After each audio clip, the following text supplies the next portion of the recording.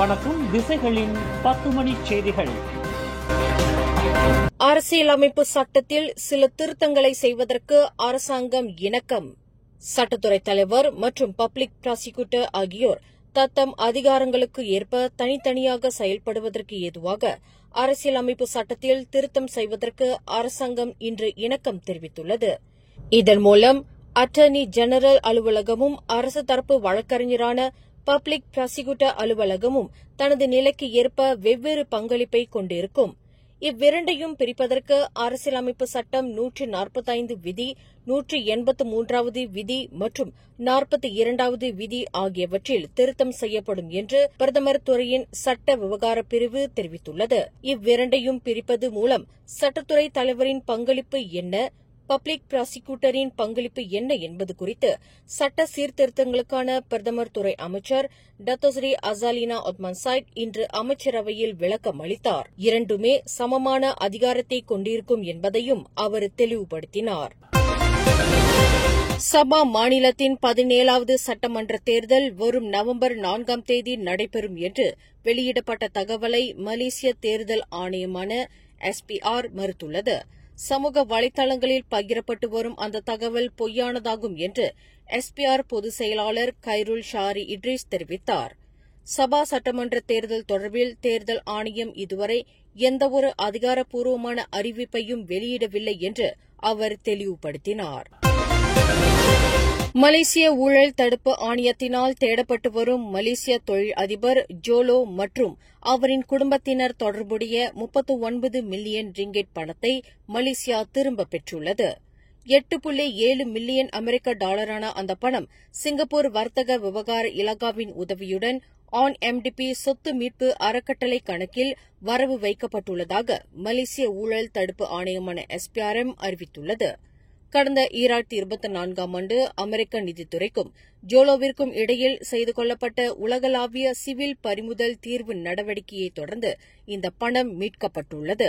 இந்த நடவடிக்கையின் கீழ் இதுவரை 100 மில்லியன் அமெரிக்க டாலருக்கும் மேற்பட்ட சொத்துக்கள் அந்த அறக்கட்டளையிடம் ஒப்படைக்கப்பட்டுள்ளன என்று SPRM தெரிவித்துள்ளது.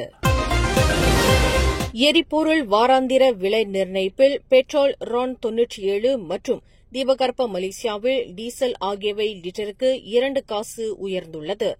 பெட்ரோல் RON 97 லிட்டருக்கு 3 ரிங்கெட் 16 காசிலிருந்து 3 ரிங்கெட் 18 காசுக்கு விலை உயர்த்தப்பட்டுள்ளது. தீபகற்ப மலேசியாவில் டீசல் 2 ரிங்கெட் 88 காசிலிருந்து 2 ரிங்கெட் 90 காசுக்கு விலை உயர்வு கண்டுள்ளதாக நிதி அமைச்சு அறிவித்துள்ளது. பெட்ரோல் RON 95 விலையில் எந்த மாற்றமும் இல்லை என்று அது தெரிவித்துள்ளது. கடத்தல் மற்றும் பொய்யான பிரகடனம் தொடர்பில் இரு நிறுவனங்களின் இயக்குநரையும் நிர்வாகியையும் மலேசிய ஊழல் தடுப்பு ஆணையமான SPRM கைது செய்துள்ளது. பிரகடன பத்திரத்தில் பொய்யான தகவலை வழங்கி சிகரெட் மதுபானம் கடத்தல் தொடர்பில் 30-40 வயது மதிக்கத்தக்க அந்த இரு நபர்கள் கைது செய்யப்பட்டுள்ளதாக SPRM வட்டாரங்கள் தெரிவித்தன. நேற்று தொடங்கப்பட்ட ஓப் லங் என்ற சோதனை நடவடிக்கையின் வாயிலாக புத்ராஜயா SPRM தலைமையகத்திற்கு விசாரணைக்கு அழைக்கப்பட்ட அந்த நபர்கள் தடுக்கப்பட்டனர். சட்டவிரோத கிடங்கு என்ற அடையாளம் காணப்பட்ட 5 வர்த்தக தலங்களிலும் 15 நிறுவனங்களிலும் இதேபோன்ற சோதனையை SPRM மேற்கொண்டுள்ளது. விமான நிலையத்தில் நிர்ணயிக்கப்பட்ட விதிமுறைகளை பின்பற்றாமல் அந்நிய நாட்டவர்கள் மலேசியாவிற்கு நுழைவதற்கு செட்டிங் முகப்பிட ஏற்பாட்டை செய்த கும்பலுடன் தொடர்பு கொண்டவர்கள் என்று நம்பப்படும் 18 குடிநுழைவு அதிகாரிகள் உட்பட 27 பேர் கைது செய்யப்பட்டுள்ளனர்.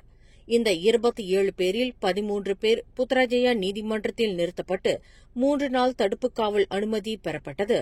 எஞ்சியவர்கள் ஷாலாம் மஜிஸ்ட்ரேட் நீதிமன்றம், மலாக்கா அயர்குரோ மஜிஸ்ட்ரேட் நீதிமன்றம் ஆகியவற்றில் நிறுத்தப்பட்டு தடுப்பு காவல் அனுமதி பெறப்பட்டுள்ளது. 20க்கும் 50க்கும் இடைப்பட்ட வயதுடைய 27 பேரில் 19 பேர் ஆண்கள் என்றும் 8 பேர் பெண்கள் என்றும் தெரிவிக்கப்பட்டது. கொலை செய்யப்பட்டு இருக்கலாம் என்று நம்பப்படும் பெண் ஒருவரின் அழுகிய சடலத்தை போலீசார் கோலாலம்பூர் அனைத்துலக விமான நிலையத்தில் லிமோ கார் நிறுத்தும் இடத்திற்கு அருகில் மீட்டுள்ளனர். கடந்த செப்டம்பர் 1 இரவு 7:50 மணியளவில் பொதுமக்களிடமிருந்து கிடைக்கப்பட்ட தகவலை தொடர்ந்து போலீசார் அவ்விடத்திற்கு விரைந்ததாக KLIA மாவட்ட போலீஸ் தலைவர் ACP அஸ்மான் ஷரியாட் தெரிவித்தார். டி ஷர்ட்டை கார்ச்சட்டை அணிந்த நிலையில் காணப்பட்ட அந்த பெண்ணின் சடலத்தின் தலை சிதைந்த நிலையில் காணப்பட்டது. அவர் ஒரு வாரத்திற்கு முன்பு இறந்திருக்கலாம் என்று நம்பப்படுகிறது.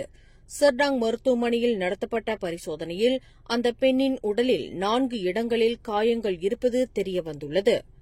அவர் கொலை செய்யப்பட்டு இருக்கலாம் என்று சந்தேகிக்கப்படுவதால் குற்றவியல் சட்டம் 302 பிரிவின் கீழ் விசாரணை நடத்தப்பட்டு வருவதாக ACP அஸ்மான் குறிப்பிட்டார். மலேசிய ஊழல் தடுப்பு ஆணையமான SPRM எனது குடும்பத்தை பற்றியே அதிகமாக விசாரித்தார்களே தவிர எனது வியாபாரம் பற்றி எதுவும் அவர்கள் விசாரிக்கவில்லை.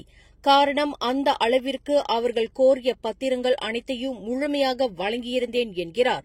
கில்லான் பண்டார் புக்கெட் திங்கியில் கடந்த 15 ஆண்டு காலமாக இமேஜ் லாஜிஸ்டிக் நிறுவனத்தை வழிநடத்தி வரும் நிர்வாக இயக்குநர் பட்டாதி கேராமையா.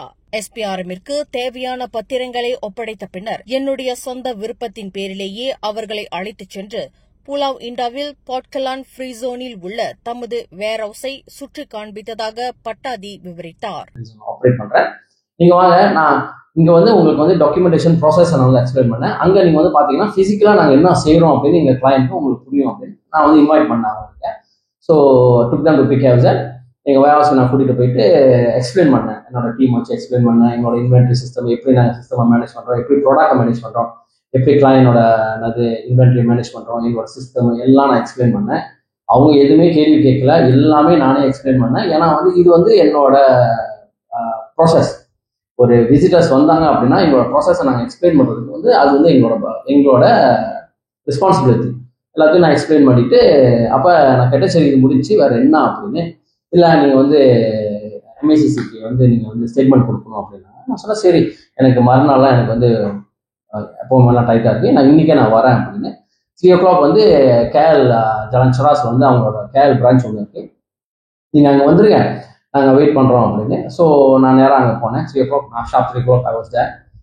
அப்புறம் அவங்க கொஞ்சம் லேட்டாக வந்தாங்க. ரூமுக்கு போனோம்.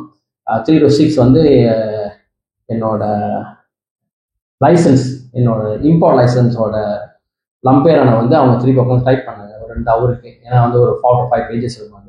ஃபுல்லாக டைப் பண்ணிவிட்டு கடைசியாக ஒரு கேள்வி கேட்டாங்க. ஃபேமிலி பற்றி கேட்டாங்க, எத்தனை பிள்ளைங்க எல்லாம் இதெல்லாம் பற்றி கேட்டாங்க. வேறு என்னோட பிஸ்னஸை பற்றி எதுவுமே அவங்க கேட்கல. ஏன் அப்படின்னா அவங்க கேட்காத முன்னே நான் எல்லாத்தையும் எக்ஸ்பிளைன் பண்ணிட்டேன்.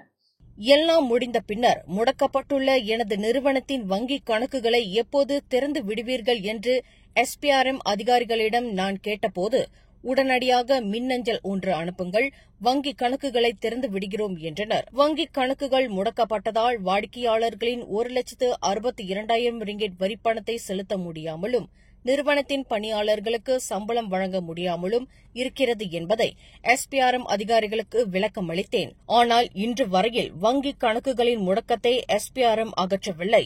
அனுப்பப்பட்ட 2 மின் அஞ்சலுக்கும் பதில் இல்லை என்று பட்டாதி தமது அதிருப்தியை வெளிப்படுத்தினார். கார் ஒன்று வேக கட்டுப்பாட்டை இழந்து சாலையை விட்டு விலகி தடம் புரண்டதில் கணவர் உயிரிழந்தார், மனைவி காயத்திற்கு ஆளானார். இந்த சம்பவம் இன்று காலை 8 மணியளவில் இப்போ ஜலான் சுல்தான் இட்ரிஷா சாலையில் நிகழ்ந்தது. இதில் காரின் இடிபாடுகளுக்கு இடையில் சிக்கி கடும் காயங்களுக்கு ஆளான 55 வயது நபர் சம்பவ இடத்திலேயே மாண்டார். அவரின் மனைவி மருத்துவமனையில் சேர்க்கப்பட்டுள்ளார். காரின் இடிபாடுகளிலிருந்து நபரின் உடலை மீட்பதற்கு ஹைட்ராலிக் சாதனத்தை தீயணைப்பு மீட்பு படையினர் பயன்படுத்தியதாக அதன் இடைக்கால உதவி இயக்குநர் ஷாஸ்லின் முகமது ஹனஃபியா தெரிவித்தார்.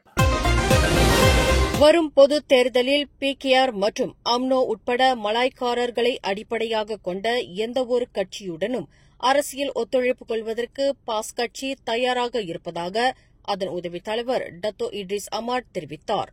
பொதுத் தேர்தலில் மகத்தான வெற்றி பெற வேண்டும் என்பதே பாஸ் கட்சியின் வியூகமாகும்.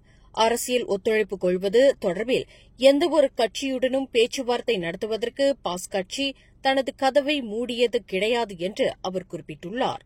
இனத்தையும் சமயத்தையும் வலுப்படுத்துவதே பாஸ் கட்சியின் பிரதான நோக்கமாகும். எனவே முஸ்லிம் கட்சிகளுடன் கைகோர்ப்பதில் பாஸ் கட்சிக்கு பிரச்சினை கிடையாது என்று டத்தோ இட்ரிஸ் கூறினார். கடந்த 6 ஆண்டுகளுக்கு முன்பு பசூட் மாவட்ட முன்னாள் போலீஸ் தலைவரின் வலது கை விரலை வெட்டிய நபருக்கு விதிக்கப்பட்ட 7 ஆண்டு சிறை தண்டனையை புத்ராஜயா அப்பீல் நீதிமன்றம் இன்று நிலைநிறுத்தியது. 39 வயது முகமது நசீர் என்ற அந்த நபர் தனக்கு எதிரான தண்டனை குறைக்கப்பட வேண்டும் என்று செய்து கொண்ட மேல்முறையீட்டு மனுவை 3 அடங்கிய நீதிபதிகள் குழுவினருக்கு தலைமையேற்ற நீதிபதி சே முகமது ருசிமா கசாலி நிராகரித்தார். கடந்த 2019 ஆண்டு ஆகஸ்ட் மாதம் பசூட் மாவட்ட போலீஸ் தலைவராக ஏசிபி முகமது ஜம்ரி முகமது ரோவி பதவி வகித்தபோது அவரின் விரலை துண்டித்த குற்றத்திற்காக அந்த நபருக்கு தண்டனை விதிக்கப்பட்டது. தனது உறவுக்காரரின் 6 வயது மகனை துன்புறுத்தியதாக நம்பப்படும் பாரந்தூக்கி இயந்திர ஓட்டுநர் ஒருவர் கைது செய்யப்பட்டுள்ளார். 26 வயதுடைய அந்த நபர் கங்கார் கொலபொலிஸ் ஜலான் கீலாங் ஐசில் சிறுவனை துன்புறுத்தியது தொடர்பில் கடந்த ஞாயிற்றுக்கிழமை கைது செய்யப்பட்டு 4 நாள் தடுப்பு காவல் அனுமதி பெறப்பட்டது. 4 நாள் தடுப்பு காவல் அனுமதி முடிவடைந்ததைத் தொடர்ந்து அந்த நபரை மேலும் 2 தினங்களுக்கு தடுத்து வைப்பதற்கு போலீசார் நீதிமன்ற அனுமதியை பெற்றுள்ளனர்.